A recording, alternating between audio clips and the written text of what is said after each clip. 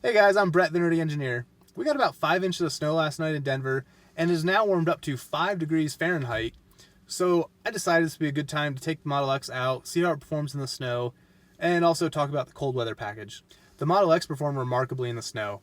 I have the 20-inch rims with the all-season tires, and it definitely outperformed all the Subarus we've had in the past. And Subarus, to me, have always kind of been the car that you get for driving in the snow.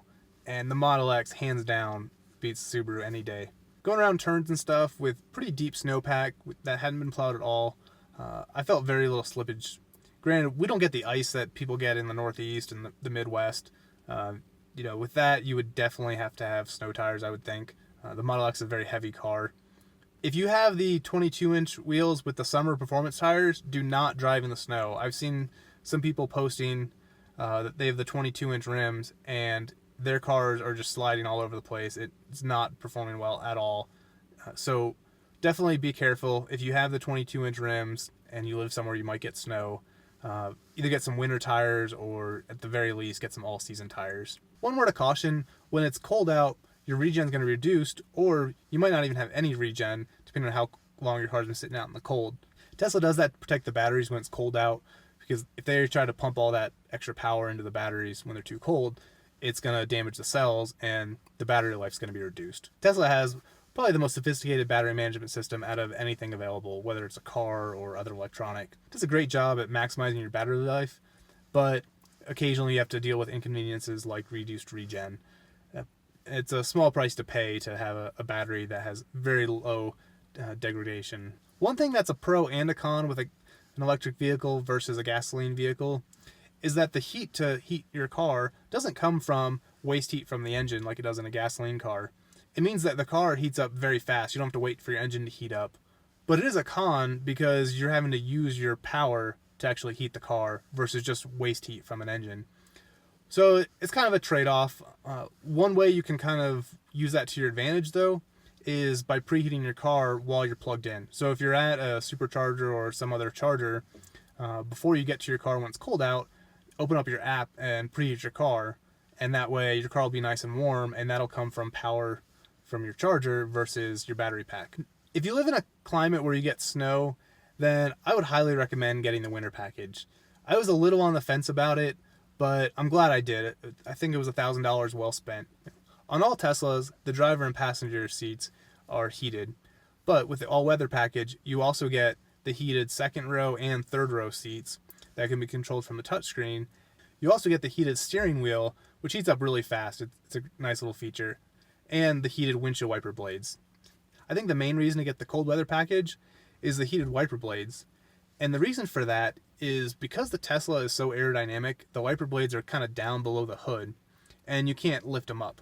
You can put the wiper blades into service mode in the settings, and that'll actually rotate the wiper blades when you turn the car off so that they stay up. However, you still can't actually lift them off the windshield like you typically would when it's snowing out. It should help keep your windshield wiper blades from freezing to the windshield, but I would still recommend just getting the cold weather package if you live in a place that gets snow. So after scouring the internet, I came up with a list of the best tips for driving the Tesla in the cold weather. The first and probably most important is just try to plug in as much as you can.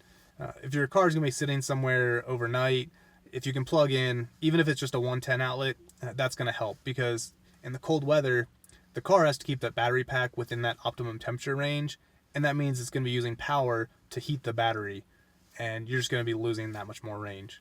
Heating your car uses quite a bit of power, so if you're plugged in, then you'll definitely want to preheat your car from the app. You can turn your heat on high about 20 minutes or so before you're ready to leave and get the car nice and warm on the inside, so that while you're driving you don't have to have the heat cranked up. Another good tip is set your charge level a little bit lower than you normally would, maybe 5 or 10%. And the reason for that is so that before you're ready to leave, you can go ahead through the app and set your charge level back to your normal one, and that'll charge your battery, which heats it up. By having a warmer battery pack before you leave, then you're going to have more regen. You might not have full regen, depending on how cold your car was, but you'll have a little bit more regen, which means you'll be able to recoup some of your power instead of using your brakes as much, which is going to help your range. If you're expecting a lot of snow, another good tip is to go into your settings and you can turn off the mirror auto folding, and that'll keep your side mirrors from closing when you turn your car off. And then if you have the active spoiler, you can go into your settings and change the active spoiler from automatic to extended, and that'll keep the active spoiler from closing when your car's off, and that way you just don't get a pile of snow on there when you try to turn the car on. If you forgot to turn your folding side mirrors off, then you can turn your rear defroster on, and that'll defrost the side mirrors too, and that should kind of warm them up and get them unstuck if they're frozen. As I mentioned in my previous video about electric vehicle range, when there's snow or slush on the road, that's really going to impact your range. So you want to take that into account if you're traveling long distances. You want to charge up more than you normally would have to make that distance. And if you find yourself in a situation where you're afraid you're going to run out of power before you get to your destination, then just try slowing down. Slowing down does wonders for your range. It'll really increase the amount of range you can get by just slowing down, 5 or 10 miles an hour. Well, I'm sure I missed some cold weather tips, so if any of you guys have some good cold weather tips, then let me know in the comments down below. I'd really like to hear them. As you see, I'm in Colorado and we get snow here, so I can use those tips. So in summary, if you live somewhere where you get snow, then I definitely think the cold weather package is worth it. If just for the wiper blades, I think that's really nice to have the heated wiper blades, since you can't actually lift your wiper blades up like you normally would.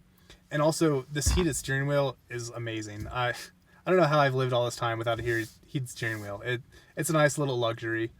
So I think it's worth it. And also, your passengers, they'll definitely appreciate having heated seats too. Well, that's it for this video. I appreciate you guys watching, and don't forget to like the video and also subscribe to my channel so you see my future videos. And thanks again, and I'll see you in the next video.